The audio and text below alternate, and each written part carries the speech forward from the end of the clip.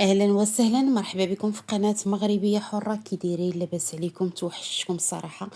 نتمنى هذا الفيديو او هذه القصه تسمعوها وانتم في احسن احوالكم يا ربي. القصه ديالنا ديال اليوم اللي كتحكيها لينا السيده فاطمه اللي كتاقت في النسيب ديالها وكثر من اللازم وخلات ولدها. هذه هي القصه ديالنا، يعني كنثيقوا في ولاد الناس وما كنعطيوش يعني قيمه لولدنا وولد كرشنا. هذا الشيء اللي غادي نشوفوه في هذه القصه. المهم، بسم الله على بركه الله. كان عندنا واحد السيد سميتو الحاج اسماعيل، اللي هو الزوج ديال هاد السيده فاطمه. عنده ولده سميتو داود، وعنده غزلان، وعنده هدى. داود هو الصغير في خواتاته. المهم كانوا عايشين بخير. هاد الحاج اسماعيل عنده الاملاك وعنده حتى المصانع، يعني تبارك الله ميسورين بزاف وامورهم كلها مزيانه. المهم الحاج اسماعيل واقف على شغله، ولكن كيبغي يدي معاه ولدو داود طايش، يعني كيشوف باه في الخدمه صافي ما كيهتمش هو بديك الاملاك، ولا يقول اشنو كيدير بابا خاصني نتعلم منه نهائيا، وكيحسب ليه باه ديما غادي يبقى عايش ليه. واحد النهار هدى تقدم الخطبه ديالها واحد الولد سميتو حميد. هاد حميد كان خدام عند باها، وكان هو المساعد ديالو وليد اليمنى ديالو. المهم شافو جدي وكيخدم مزيان. مني تقدم الخطبه وافق عليه وتسنى حتى خدا الموافقه ديال بنته هدى. المهم زوجها ليه وكانت الامور ديالهم كلها مزيانه. هدى وحميد سكنوا في واحد الدار بوحدهم، ولكن بقى حميد شاد في هذيك الخدمه مع الحاج اسماعيل، يعني ما كيخليهش نهائيا بوحده، وعارف يعني الصغيره والكبيره، يعني كل شيء كيعرفه، لدرجه انه الكاشي وكل شيء كيخدم به هو اليد، يعني كنقولوا الدراع اليمين ديال الحاج اسماعيل. ولكن الولد دائما فين ما يجي باه كيقول لي الوالد ما مساليش، انا ما عنديش مع هذا الشيء، انا خارج، انا مع الدراري انا. المهم الولد طيش. والام ديالو حتى هي الحاجه فاطمه كتقول لها ولدي تالين، راه خاصك تتعلم وخاصك تشد الصناعه على باك ودير من هذا الشيء. المهم كيقول لها الوالده خليني عليك، انا باغي نخرج مع الدراري، انا باغي تعرفوا الدراري ديال دابا. واحد النهار كانت الوفاه ديال الحاج اسماعيل الله يرحمه.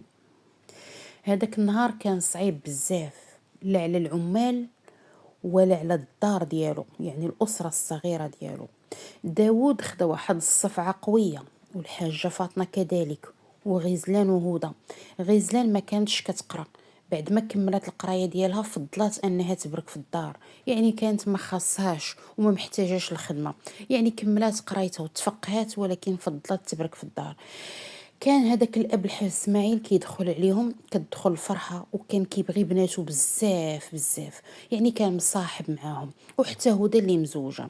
المهم دازت هذيك الأربعين، الحاجه فاطمه كتعيط لحميد اللي هو نسيبها راجل هدى. هو عايشين معاها في الدار ديك الايام الفتره ديال الموت، بقاو ما خلاوهاش بوحدها. عيطت لي قالت لي وليدي بغيت نشرب معاك واحد الكويس ديال القهوه وبغينا ندوي واحد شويه. قال الله يا ودي الحاج مرحبا. قالت لي شوف ولدي، داود راه ما كيعرف حتى شي حاجه، وانا معول عليك في هذا الشيء ديال الحاج، انت كتعرف الكبيره والصغيره، حاول تديه معاك ولدي وعلمه. انا غادي نخلي لك كل شيء في يديك، هو ما غيتحكم في حتى شي حاجه، غادي يخدم كانه بحاله بحال الدراري حتى يتعلم الصنعه مزيان، وديك الساعه نطلق ليه الشغل في يديه. كل شيء غادي يبقى في يدك ولدي حميد.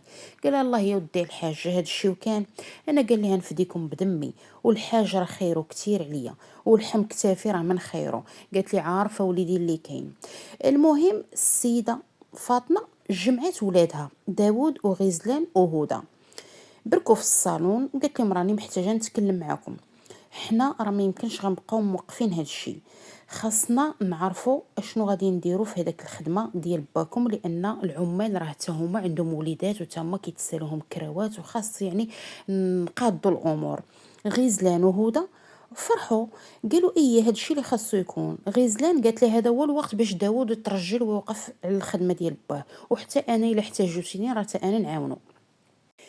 الحاجة فاطمة قطعات ليهم الكلام وقالت لهم ماشي هاد الشيء اللي بغيت نقول لكم، داود باقي ما كيعرف حتى شي حاجه، والنهار اللي كنقول ليه نوض سير تعلم من باك ما تعلم حتى شي حاجه. وداود باقي باغي يلعب مع صحابو، باقي باغي يخرج. انا هاد الشي غادي يوقف عليه حميد، وكل شيء راني قلتو ليه وكل شيء راني طلقتو ليه في يديه. حميد هو اللي غادي يهز هاد الشي ديال باكم. هدى عجبها الحال لانه راجلها، وراجلها كتثيق فيه وعارفاه بانه غادي يصون لهم الامانه. فرحات بزاف. غزلان ما عجبهاش الحال، قالت لها ماما هذاك راه راجل بنتك، كيبقى كيف ما كان كيبقى نسيبك. قالت لها نسيبي ولكن كيوقف معايا في الحزه وهو اللي عارف كل شيء. قالت لها امي فكري مزيان، داود راه هو ولدك اللي هو خونا وما عمره ما غيضيع راسو ولا يضيعنا ولا يضيعك. قالت لها امي فكري مزيان. قالت لها بنتي فكرت هذيك الهضره اللي كتقولي يا خاويه، واش داود قالت لها غادي يتفرق على الصحاب؟ قالت لها جربيها امي راه غادي يتفرق على الصحاب. قالت لها ما فيه ما يتجرب، يدخل بعدا يتدرب ونشوفوا حنت يدو وديك الساعه قولي تلقي ليه في يدو كل شيء. داود سمع داك الكلام وعرف بان حميد راجل ختو هو اللي غادي يشد كل شيء. وكيفاش غيمشي داود كانه عامل كباقي العمال، وهو مول الشي مرضاش وما عجبوش الحال ان راجل ختو يشد داك الشيء. المهم بقى في صراع مع عمو، قال لها يا انا اللي غادي نشد داك الشيء يا غادي نخوي لك الدار. قالت لي خوي لي الدار ولدي، اللهم تخويها ويبقى لي شغلي ولا غادي نوليو ضايعين في الزناقي. قال لي كيفاش امي ضايعين في الزناقي واش انا ماشي ولدك ما غنخافش على رزقك؟ قالت لي ولدي ما كتعرف حتى حاجه، ملي كان باك الله يرحمه يديك ووقفك ما كنتيش تبغي. قال امي انا ديك الساعه كان عندي با في كتافي وكنت معول عليه وما كنتش عارف بان با غادي يموت، غراتني الدنيا وكنت كنبغي نخرج حتى انا بحالي بحال الدراري.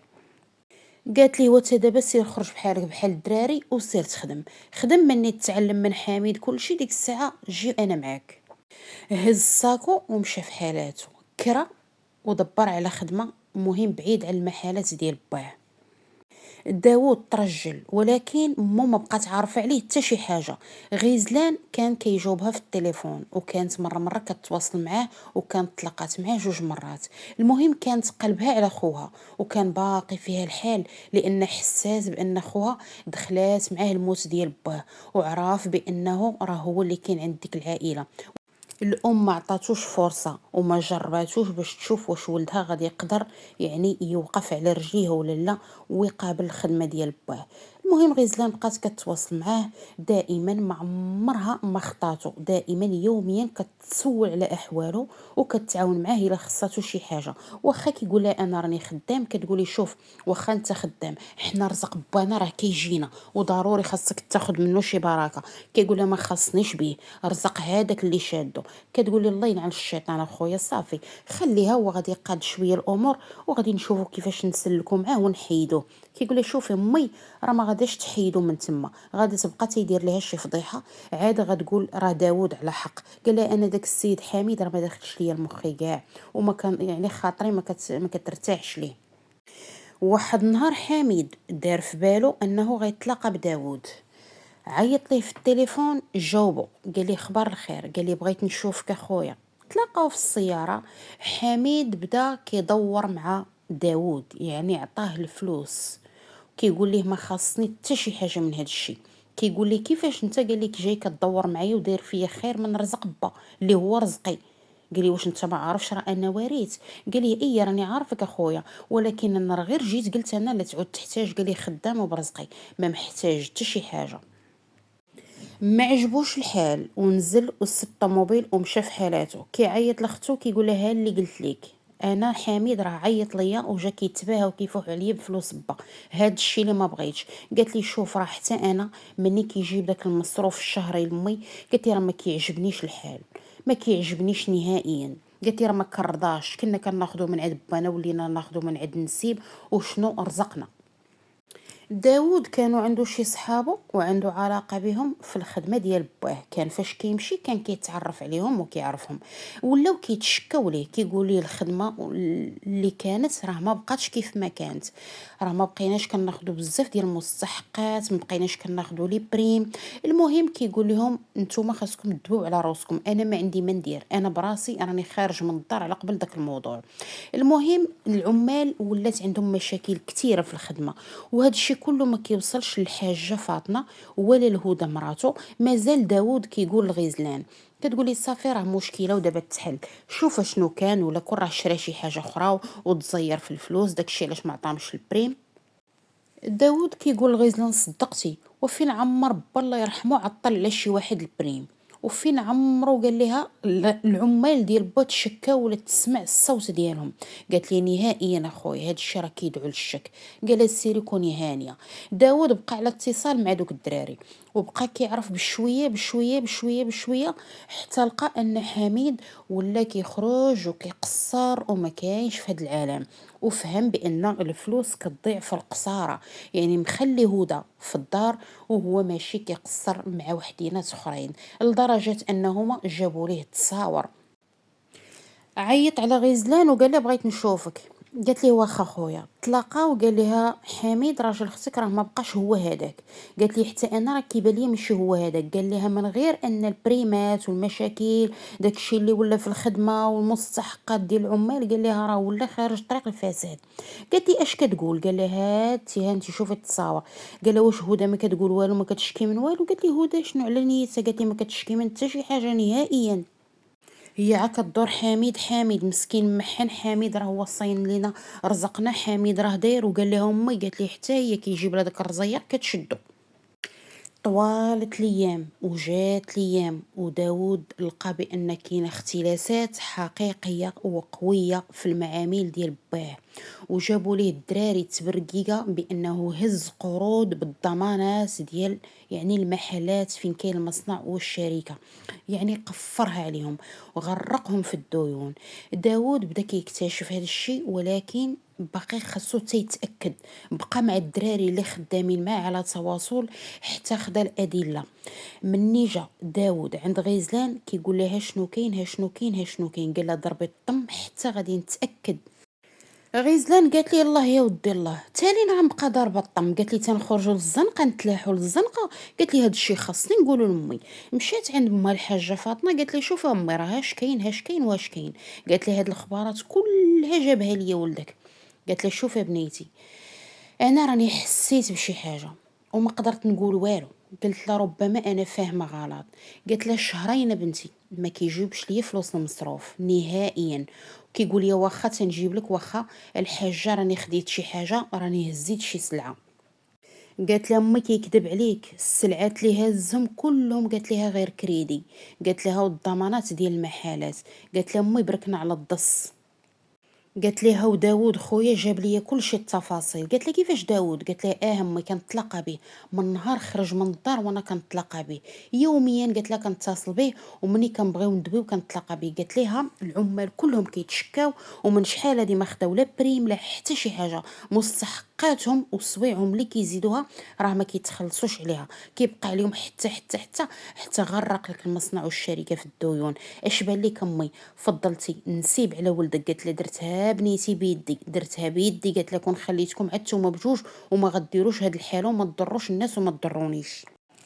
قالت لها غزلان: امي نهار الاول قلت لك راه ولدك داود راه بشويه بشويه غادي يتعلم، وكون مشيت انا وياه كون رحنا قضينا الغرض، وولدك ينضغك وما يسرطكش. قالت له: ما سمعتيش كلامنا امي وخليتيه مسكين هو خارج للزناقي ضارب تماره وكاري ونسيب مبركه حداك. قالت لها: دشي واش خبار مرتو؟ قالت لها: نهائيا ما في خبارها حتى شي حاجه. داود كيتصل بغيزلان وقال لها: شوفي، انا راني مراقبه وانا سمعت نقنقه انه باغي يدبر كيفاش يخرج من البلاد وباغي يهرب من هاد المشاكل اللي دار. قال لها: والله قال لي هاي ما غادي يخرج وانا غادي نبقى متبعه وراني قلتها للبوليس وغادي نديروا خدمتهم. قالت لي: وصلتي حتى للبوليس؟ قال لها: وصلت حتى للبوليس. قال لها: مني غادي يخلينا حنا؟ قال لها: نمشيو للحبس، راه حنا هما الورثه، واش حنا اغبياء؟ واش حنا عاطين كل شيء في يديه وكل شيء حنا في سميتنا حنا الورثه ومخلينه هو اللي كيسيني هو اللي كيكاشي بديالنا؟ قال لها: راه حنا المسؤولين. قال لها: واش نمشيو حنا للحبس؟ اللهم يتشد هو ويعترف هو بانه هو اللي داير داكشي، والناس كينعتوا فيه هو اللي انه داير ماشي حنا. قال لي: هذا الشيء خاصو يكون في خبار كل شيء باش حتى شي واحد ما يقول لي راني ظلمته. قالت لي: كون هاني اخويا. غيزلان مشات عند الحاجه فاطمه وقالت لها: امي ها خويا شنو دار وشنو دار وشنو دار. قالت لها: حتى لهاد الدرجه؟ قالت لها: حتى لهاد الدرجه امي. قالت لها: جاب الله هاد الدار اللي ساكنين فيها العالم الله. قالت لها: واش غنخرجوا منها ولا لا؟ قالت لها: كل شيء امي انت مشى، كلشي مشى، كلشي غرق في الديون، وحنا مازال العمال كيتسالونا. المهم قالت لها خويا راه ديكلارا بيه، وراه ما غادي يقدرش يخرج من البلاد لان باش ما نحصلوش حنايا. قالت لها شوفي، هادشي راه خاصنا نقولوا لختك. قالت لها ما قدرتش ميمتي نجرح اختي ونقول لها راجلك اشنو دار اللي كنتي فرحانه بيه وتايقه فيه. قالت لها ما عالماش على هادشي، ولكن هو اللي غدرنا وغدرها. هدى كان اتصل بها حميد راجلها وقال لها راني غادي نسافر، راني درت واحد المشكل كبير لداركم، وراني ما قادرش نعطي الوجه يعني لداركم. قال لي انا غادي نسافر، غادي ندبر على راسي وغادي نصيفط لك تبعيني. السيده طاحت، تليفونها طاحت، غيبات. مني كيفيقوا فيها امها واختها مالكي مالكي، قالت لهم ها شنو كاين، ها شنو كاين، ها شنو كاين. قالوا ليها راه حنا عارفين. قالت لهم عارفين، وعلاش ما قلتوش ليا وخليتوني غافله وثيقه فيه؟ قالت لهم واش نتوما حماقيت ولا لا؟ قال ليها امها بليتي مني عرفنا راه ما قدرناش نجرحوك لا انا ولا اختك، باش غنقول لك راجلك دار ودار ودار. قالت لها تقولي لي راه راجلك دار ودار ودار؟ هذاك رزق با اللي شقى عليه السنين، وهذاك رزق خويا ورزقي انا واختي ورزقك انت وميمتي. قالت لها كيفاش؟ قالت لها خليتوه حتى تمادى في هذا الشيء. قالت لها بنيتي حنا ما كناش عارفين. قالت لها راه حتى مؤخرا عاد عرفنا. قالت لها شهرين. قالت لها بنيتي راه ما جابش ليا المصروف، راه كنت كنصرف غير داك الشيء اللي عندي. هدى تصدمات وتصدمات بزاف، وكل شي حس بالظلم، الظلم اللي داروه في داوود، ظلموه ويعني حقروه. واخا هو يعني باقي ما كيعرفش، كان ممكن انه يتعلم، وكان ممكن انها اختو توقف معاه، ولا هدى حتى هي توقف معاه. ولكن الام كانت نحاتو، راه دري طيش، راه ما كيعرفش، راه دايع مع الدراري، يعني ما عطاتوش يعني واحد الفرصه باش تشوف ولدها اشنو غادي يقدر يدير. وخصوصا ان اختو غزلان قاريه هذاك الشيء ديال التجاره، وغير ما بغاش تخدم لان مسك عليهم الله. يعني كان ممكن توقف في المحلات ديال باها، ولكن الام كانت ثايقه في داك حميد نسيبها اللي كانت كتقول لهم ولدي اللي ما ولداتوش ليا كرشي، واما الولد راه زاد وخلاني. هذا هو كلامها، كان ديما كتقول بان ولدها زاد وخلاها يعني ما هزهاش. وحميد راه هو كان هازها وكان صايل ليها فلوسها، هذا الشيء اللي كانت كتقول. بناتها وولدها كل شيء لاموها. المهم ولدها من يرجع كيقول لهم واش اخباركم اللي سمعت. كتقول لهم خواتاتو اشنو كاين تاني، راه حنا عيينا من الصدمات. كيقول لهم حميد راه هو تشد، وراه هو اعترف بانه هو اللي دار دوك الفعيل وهو اللي عاطي دوك الكريديات.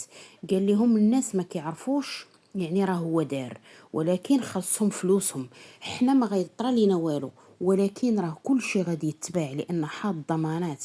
يعني هاز بزاف، غادي يمشيو لينا المصانع وغادي تبقى لكم غير هاد الدار اللي نتوما ساكنين فيها. هدى طاحت غيبات، ما بقاتش عقلات لانها ما رضاتش بداك الشيء اللي سمعات والحاله اللي وصلوا ليها. غيزلان بقات كتبكي وكتقول الله يرحمك يا بابا. امها كتقول لها الله يرحمه مسكين، انا اللي ما صنتش ليه المال ديالو، انا اللي ما حافظتش ليه على رزق ولادو، انا تقت في النسيب ودرتو ولدي وهو ماشي ولدي ولد الناس. ها اللي تثيق في ولاد الناس وما تكبرش بولادها، ها اللي تطيح بولادها، هاكا يجرى ليها واحد الجو داز عندهم صعيب. المهم هدى هزوها ديك الساعه لانها كانت غيبات المره الاولى وعاود غيبات المره الثانيه. هزوها المستعجلات كيكتشفوا بانها حامله، كانت مزوجه به سنين وما حملاتش، ولكن ملي وقع هاد الظرف لقات راسها حامله. ولات كتبكي ودخلات في واحد النوبه اللي عصبيه، كتقول لهم ما بغيتوش، ما بغيتش هاد الكرش، انا خاصني نحيدها. امها وختها كيقول لها اعوذ بالله من الشيطان الرجيم، حنا هاد التربيه بغيناها وبغينا تدخلنا الفرحه، حنا عينا من المشاكل وما يمكنش حنا غادي نقتلوا روح ولا يعني نمشيو معاك في هذا الخط نهائيا. هاد التربيه راها بنتك او لا ولدك. سمعها خوها داوود وبقى كيخاصم عليها، قال لها هذيك التربيه اشنو ذنبها؟ واش انت باغا ديري جريمه؟ هذه راه جريمه كيعاقب على الله سبحانه وتعالى، راه روح عطاها لك سيدي ربي. قال لها هكا غادي تدخلي واحد الفرحه على امك واختك. امو بقات كتشوف فيه وقالت لي زيد وليدي عنقني زيد. قالت لي كبرتي وانا ما انتبهتش ليك، ديما وليدي كنت كنشوفك راك باقي صغير، وديما راك ما تقدر تحمل حتى شي مسؤوليه. قال لها شوف امي، قال لها انا راني خدام والحمد لله خدام مزيان وما خاصني حتى شي حاجه، اللي احتاجتوها انا معاكم، واللي احتاجته هدى اختي انا معاها. وغيزلان قالت لهم حتى انا غادي نخدم، غادي نشوف المعارف ديال بابا وغادي نخدم بهذا الدبلوم اللي عندي. المهم هذه هي القصه ديالنا، كتنتهي هنايا، ولكن العبره ماشي اي واحد يعني كيحضر لك الراس، وماشي اي واحد كيقول لك هنا خالتي، وماشي اي واحد كيقول لك راكي بحال امي.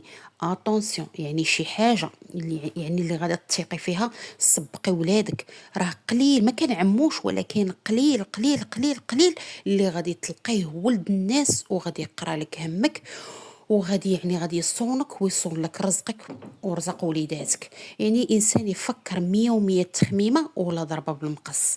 يعني بحال هاد القصه كانت غزلان وداود يوقفوا، غاديين يوقفوا رجال في الخدمه، وعطى الله شكون يعلمهم وعطى الله شكون يعاونهم. ولكن السيده كانوا عينيها معميين، كانت شافت راجل بنتها هو اللي راه كان مع الحاج، صافي راه عارف الناس وعارف الكليان، سلماتو كل شي في يديه، يعني الكاشيات وكل شي سلماتو كيسيني يعني في بلاصتهم، كل شي كيديرها في بلاصتهم. ولكن هذا كان خطأ صعيب، وكان الجزاء هو هذا. الجزاء هو انه ما غدرهم، يعني كيف ما كنقولوا حشهم، ما خلى ليهم حتى شي حاجه، ومن بعد فكر انه يهرب. ولكن الحمد لله القدرة الإلهية جابت داود اللي كان فكر واتصل بالشرطة، يعني عطاهم شنو داروا وشافوا معاه كل شيء، وهما يديروا يعني مذكرة بحث في حق حميد. يلا بغى يهرب وهما يشدوه، رجعوه. الحمد لله انه يعني بعد الضغوطات اعترف بانه هو اللي داير داك الشيء كامل. والمهم الفلوس راه مشات، وداك الشيء اللي كانوا كيتسالوه الناس راه باعوا دوك الاملاك ديالهم وعطاوهم، وبقات لهم الدويره. والحمد لله هدى بقات مع امها ساكنه معها في الدار. غزلان خدمات الحمد لله وتيسرت لها الامور، وداود الحمد لله حتى هو خدم وزاد طور من الخدمه ديالو، بدلها ومشى خدم عند شي واحد صاحب باباه. لان الناس كل شي عرفوا ان هذوك الناس علانيه، ماشي سارقين وما كياخذوش ديال الناس، ولكن نسيبهم هو اللي دار هذاك الشيء. يعني الناس حسنوا بهم وحسوا بهم، يعني الحمد لله خداو احسن المراكز في الشركات ديال صحاب باهم. ما نساوش الخير ديال باهم، لان باهم كان كيمد يد المساعده لكاع الناس اللي كانت كتحتاجه. والحمد لله كانت القصه كتنتهي لهنايا. ونتمنى اللايك والبارطاج ورايكم في خانه التعاليق، والى قصه قادمه بحول الله.